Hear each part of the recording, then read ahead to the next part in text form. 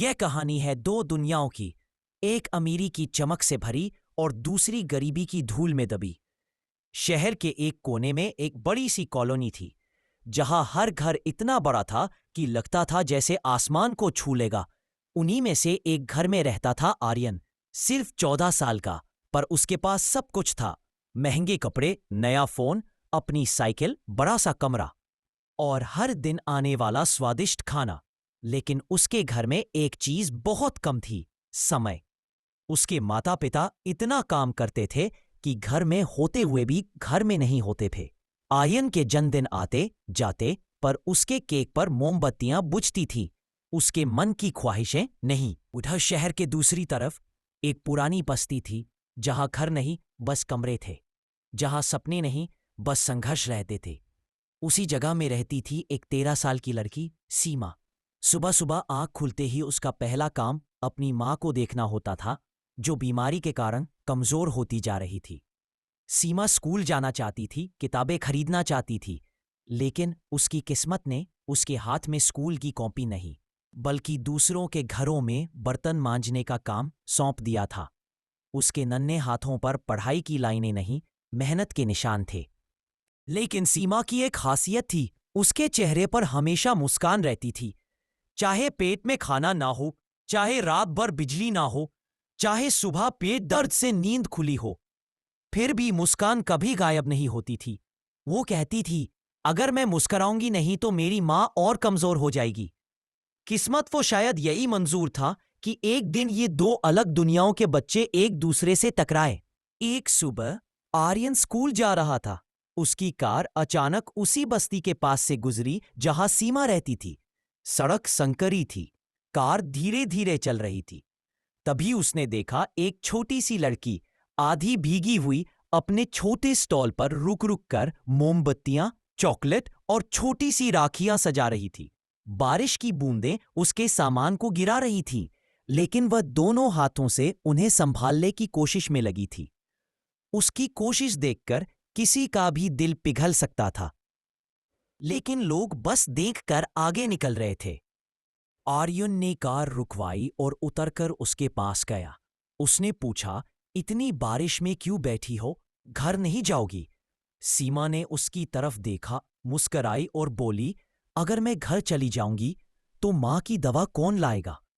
आर्यन को पहली बार समझ आया कि कुछ लोग सिर्फ अपनी भूख नहीं, अपने परिवार की सांसों के लिए भी लड़ते हैं। तभी तेज बारिश शुरू हो गई और सीमा की सारी मोमबत्तियां जमीन पर गिरने लगी। वह दौड़ दौड़कर उन्हें उठाती रही, लेकिन बारिश रुकने का नाम नहीं ले रही थी। उसकी छोटी हथेलियां कांप रही थीं, आंखें भीग गई थीं, शायद बारिश से भी ज्यादा उसके दर्द से। आर्यन खड़ा सब देखता रहा। उसके मन में कुछ टूट रहा था। उसके अंदर कहीं छिपी इंसानियत जोरों से जाग चुकी थी। वह आगे बढ़ा, अपनी जैकेट फैलाकर सीमा के सामान के ऊपर कर दी और कहा, आओ पहले इसे बचाते हैं। सीमा ने आश्चर्य से उसे देखा। शायद पहली बार किसी अमीर बच्चे ने उसके लिए अपना कपड़ा तक भीगने दिया था। दोनों ने मिलकर सामान हटाया, मोमबत्तियां संभाली, जो बच सकी थी उन्हें अलग रखा, लेकिन आधी से ज्यादा खराब हो चुके थे। सीमा पहली बार रो पड़ी। उसने कहा, इतना थोड़ा सामान बेचकर ही मां की दवा आती है, आज क्या करूंगी? आर्यन के गले में शब्द अटक गए। उसने पहली बार महसूस किया, गरीबी सिर्फ पेट की नहीं होती, गरीबी दिल के अंदर भी लग जाती है, जब इंसान की मेहनत बारिश में बह जाती है। उसने धीरे से पूछा, मैं मदद कर दूं? सीमा ने आंसू पोंछे और बोली, मदद चाहिए लेकिन दान नहीं, मुझे भीख नहीं चाहिए, काम चाहिए। आर्यन के लिए यह सबसे गहरा घाव था। एक गरीब बच्ची भीख नहीं, सम्मान चाहती है। उसकी सोच कितनी ऊंची थी, जितनी शायद कई अमीरों की नहीं होती। आर्यन खल गया और रात भर सो नहीं सका। उसने अपने पिता से पहली बार बड़ी बात की, पापा, अगर किसी के पास खाने तक के पैसे नहीं हो और हम सिर्फ देख रहे, तो फिर अमीरी का क्या मतलब? उसके पापा चुप रह गए। कामयाबी ने उनके कानों में शोर इतना बढ़ा दिया था कि वे दुनिया की तकलीफें सुन ही नहीं पाते थे। लेकिन अपने बेटे की ये बात उनके दिल में उतर गई। अगली सुबह आर्यन और उसके पापा सीधा सीमा के घर पहुंचे। बस्ती के लोग समझ नहीं पा रहे थे कि इतनी बड़ी कार यहां क्यों आई। सीमा बाहर ही बैठी थी। आर्यन ने उसके सामने एक बैग रखा जिसमें नए कपड़े नहीं बल्कि किताबें थीं। उसने कहा, ये दान नहीं है, ये निवेश है तुम्हारे भविष्य का। सीमा ने हैरानी से पूछा, पढ़ना तो चाहती हूं, पर घर कैसे चलेगा? उसके पापा बोले, तुम्हारी माँ की दवा हम दिलवा देंगे और तुम्हें स्कूल भी, बस तुम मेहनत मत छोड़ना। सीमा रो पड़ी, लेकिन इस बार उसके आंसू हार के नहीं, उम्मीद के थे। उसी दिन वह स्कूल गई।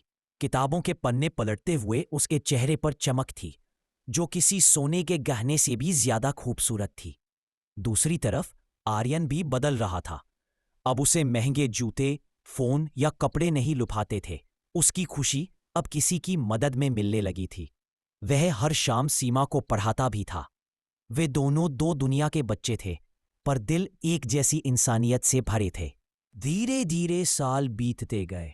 सीमा पढ़ती रही, लड़ती रही, आगे बढ़ती रही। आर्यन उसके साथ चलता रहा, सहारा बनकर, दोस्त बनकर, इंसान बनकर। गरीबी की दीवारें उसके कदमों के सामने टूटने लगी। अमीरी की घमंड वाली छतें आर्यन के सिर से हटने लगी। दोनों की सोच ने दुनिया को बदलना शुरू कर दिया। और फिर आया वह दिन जब सीमा ने पूरे शहर में टॉप किया। पुरस्कार लेने के बाद उससे पूछा गया, तुम्हारी सफलता का कारण क्या है? सीमा ने मंच पर खड़े होकर कहा, गरीबी ने मुझे गिराया, लेकिन मुझे उठाने के लिए एक अमीर लड़का नहीं, उसका दिल अमीर था। अगर दिल बड़ा हो तो दोनों दुनियाएं मिलकर भी एक जिंदगी बदल सकती है। पूरा हॉल तालियों से गूंज उठा। आर्यन की आंखें भीगी थीं। उसने सोचा, मैंने सीमा की मदद नहीं की, उसने मुझे इंसान बनना सिखाया। और बस यही है अमीरी और गरीबी का असली रिश्ता। अमीरी जेब में नहीं, दिल में होती है, और गरीबी चीजों की नहीं, सोच की होती है। एक गरीब बच्ची ने अमीर परिवार को अमीरी का असली मतलब समझाया, और एक अमीर बच्चे ने गरीब बच्ची को उड़ने के लिए आसमान दिया। कभी कभी जिंदगी हमें ऐसे लोगों से मिलाती है जो हमें ये सिखा जाते हैं कि अमीरी जेब में नहीं, दिल में होती है। अगर इस कहानी ने आपके दिल को छुआ तो इसे सिर्फ सुनकर मत जाइए। किसी एक जरूरतमंद की मदद कीजिए, क्योंकि आपकी एक छोटी सी कोशिश किसी की पूरी दुनिया बदल सकती है। और हाँ, ऐसी ही सच्ची, भावुक और इंसानियत से भरी कहानियां अगर आप आगे भी सुनना चाहते हैं तो इस वीडियो को लाइक जरूर करें, दिल से एक कमेंट छोड़ें और चैनल को सब्सक्राइब कर लें, क्योंकि आपकी एक क्लिक हमारी कोशिश को और मजबूत बनाती है। हम फिर मिलेंगे एक और नई कहानी के साथ। तब तक याद रखिए, इंसान की असली पहचान उसके कपड़ों में नहीं, उसके दिल में छिपी अच्छाई में होती है।